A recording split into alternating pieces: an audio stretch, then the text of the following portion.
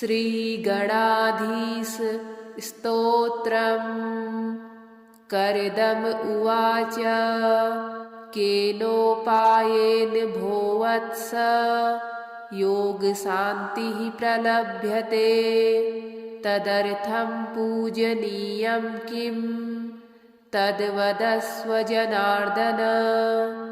कपिल उवाच गणेशभजनं मुख्यं शान्तियोगप्रदं मतम् योगाकारस्वरूपं तं ब्रह्मेशं भजमानद। सर्वादिः सर्वपूज्योऽयं सर्वाधारो महामुने। य आदिः प्रलयान्ते स तिष्ठति शास्त्रसमन्तम्। ज्येष्ठराजं गणेशानं वेदेषु प्रवदन्ति तं।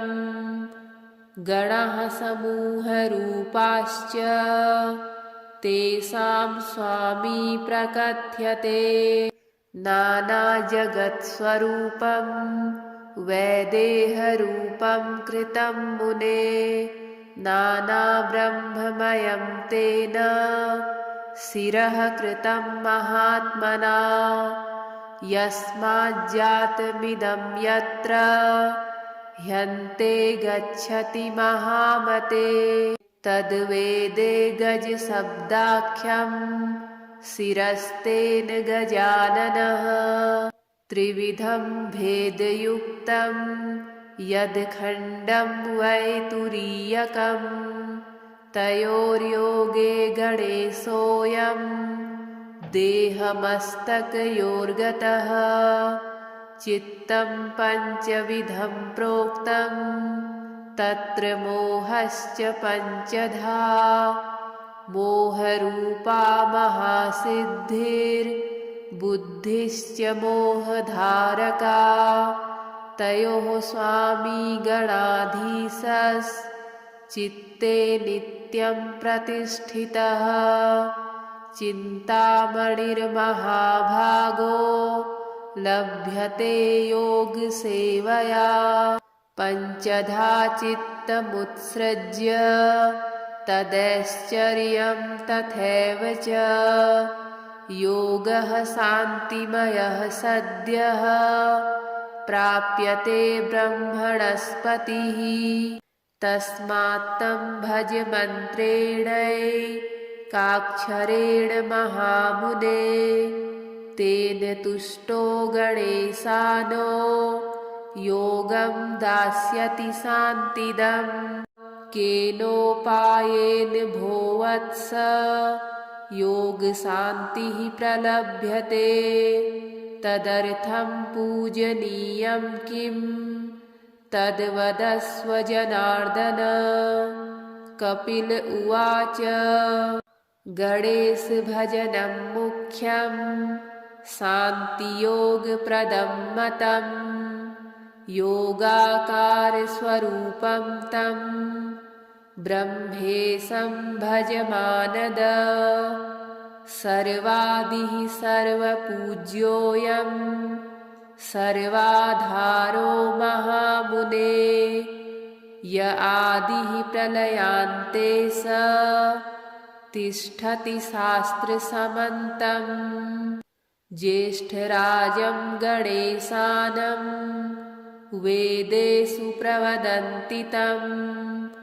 गणाः समूहरूपाश्च तेषां स्वामी प्रकथ्यते। नानाजगत्स्वरूपं वैदेहरूपं कृतं मुने।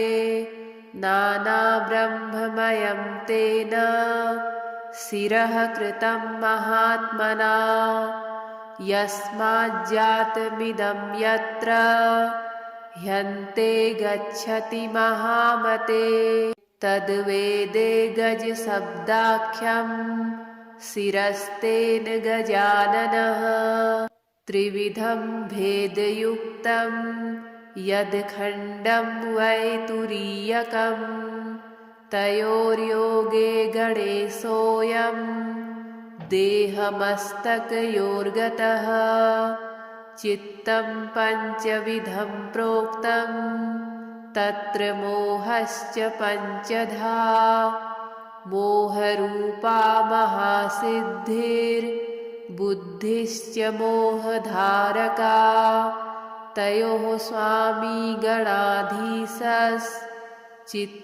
नित्यं प्रतिष्ठितः चिन्तामणिर्महाभागो लभ्यते योगसेवया पञ्चधा चित्तमुत्सृज्य तदैश्चर्यं तथैव च योगः शान्तिमयः सद्यः प्राप्यते ब्रह्मणस्पतिः तस्मात् तं भज मन्त्रेणैकाक्षरेण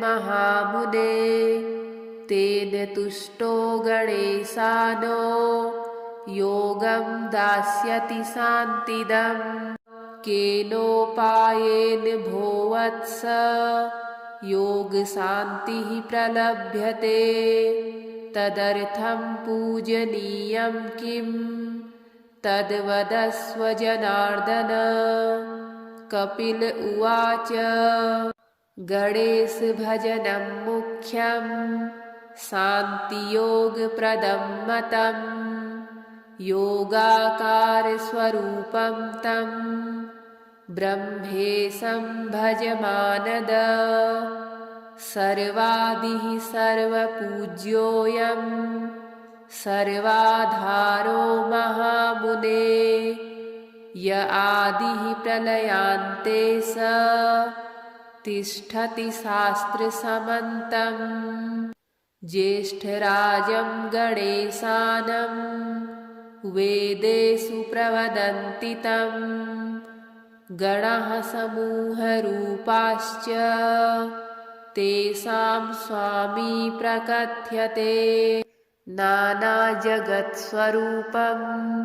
वैदेहरूपं कृतं मुने नानाब्रह्ममयं तेन शिरः कृतं महात्मना यस्माज्जातमिदं यत्र ह्यन्ते गच्छति महामते तद्वेदे गजशब्दाख्यं शिरस्तेन गजाननः त्रिविधं भेदयुक्तं यद्खण्डं वै तुरीयकं तयोर्योगे गणेशोऽयं देहमस्तकयोर्गतः चित्तं पञ्चविधं प्रोक्तं तत्र मोहश्च पञ्चधा मोहरूपा महासिद्धिर्बुद्धिश्च मोहधारका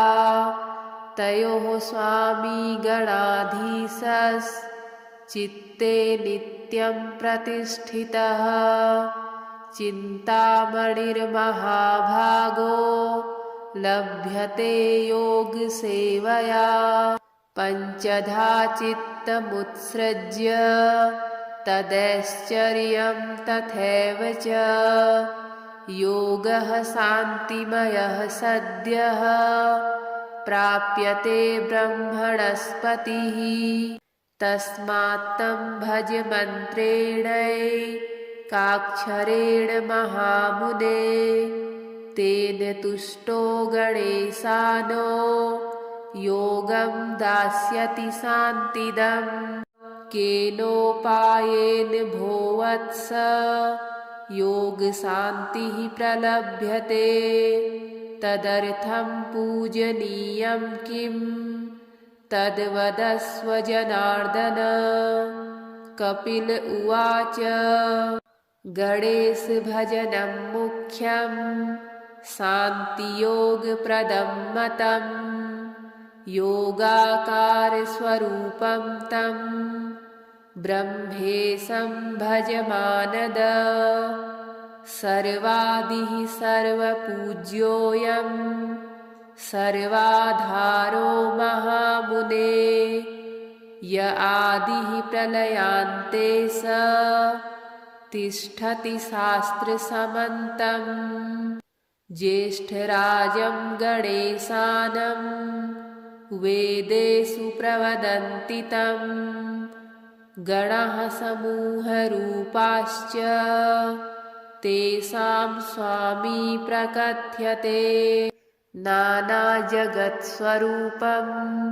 वैदेहरूपं कृतं मुने नानाब्रह्ममयं तेन शिरः कृतं महात्मना यस्माज्जातमिदं यत्र ह्यन्ते गच्छति महामते तद्वेदे गजशब्दाख्यं शिरस्तेन गजाननः त्रिविधं भेदयुक्तं यद्खण्डं वै तुरीयकं तयोर्योगे गणेशोऽयं देहमस्तकयोर्गतः चित्तं पञ्चविधं प्रोक्तं तत्र मोहश्च पञ्चधा मोहरूपा महासिद्धिर्बुद्धिश्च मोहधारका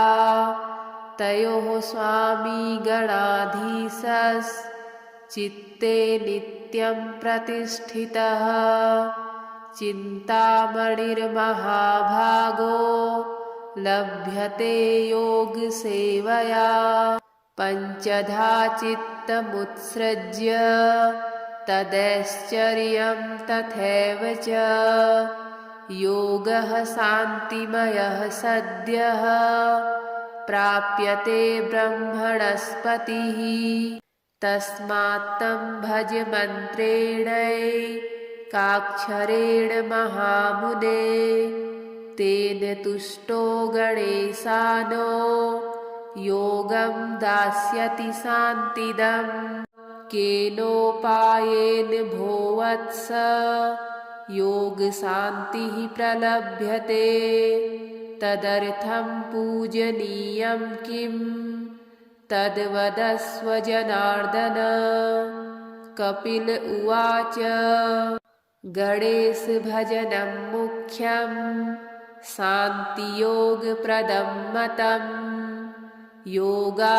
योगाकारस्वरूपं तं ब्रह्मेशं भजमानद सर्वादिः सर्वपूज्योऽयं सर्वाधारो महामुने य आदिः प्रलयान्ते स तिष्ठति शास्त्रसमन्तम् ज्येष्ठराजं गणेशानं वेदेषु प्रवदन्ति तं गणः समूहरूपाश्च तेषां स्वामी प्रकथ्यते नानाजगत्स्वरूपं वैदेहरूपं कृतं मुने नानाब्रह्ममयं तेन शिरः कृतं महात्मना यस्माज्जातमिदं यत्र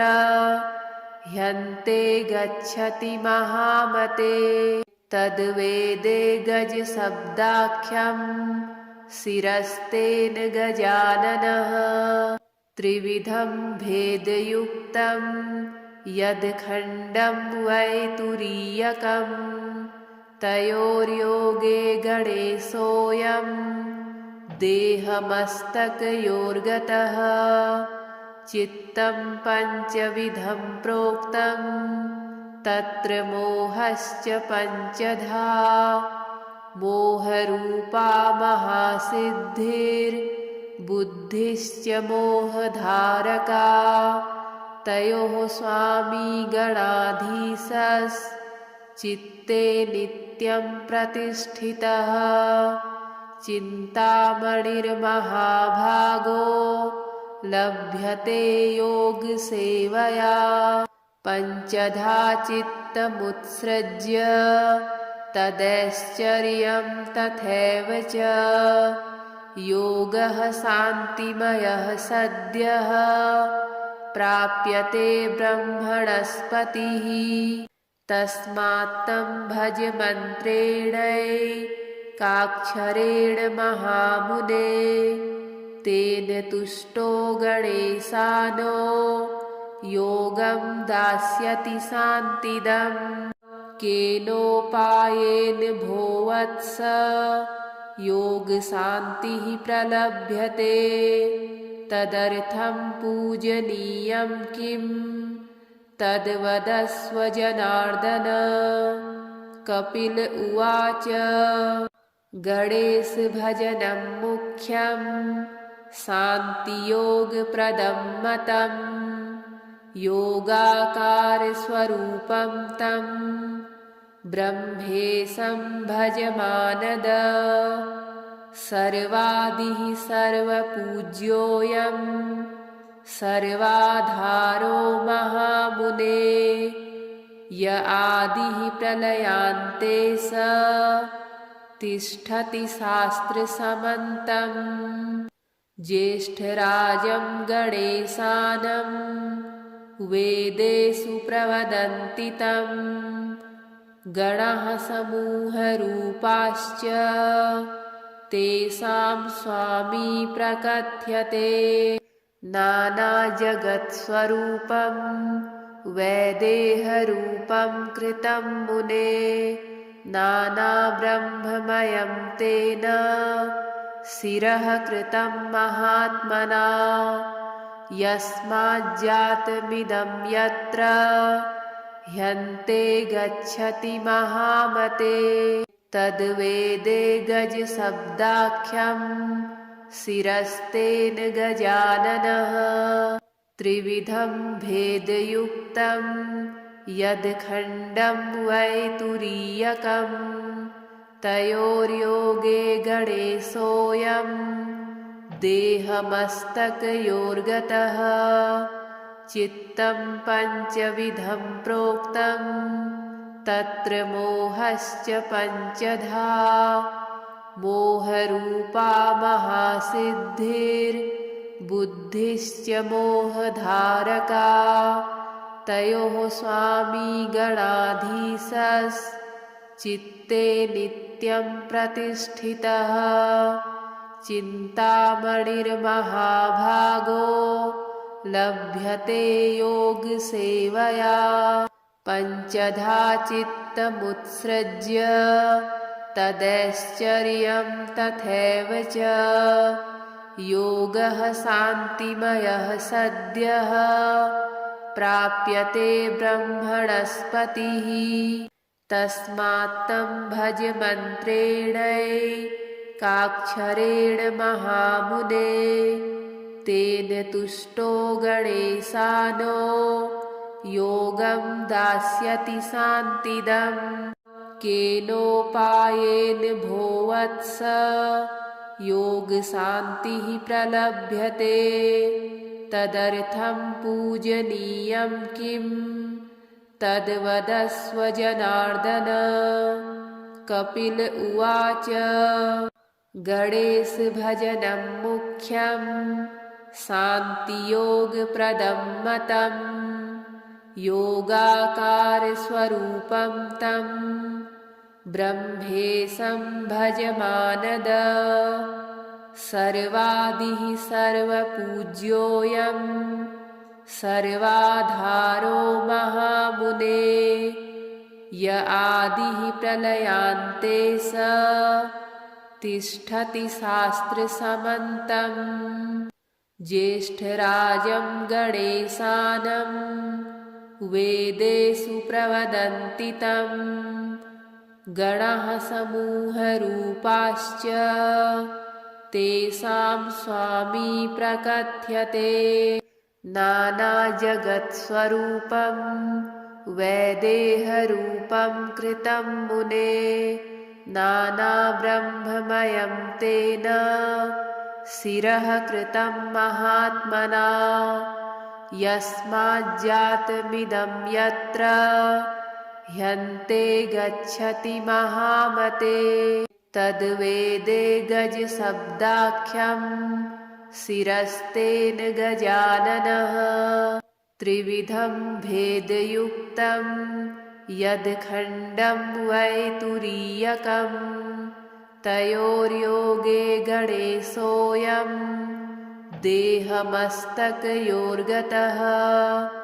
चित्तं पञ्चविधं प्रोक्तं तत्र मोहश्च पञ्चधा मोहरूपा महासिद्धिर्बुद्धिश्च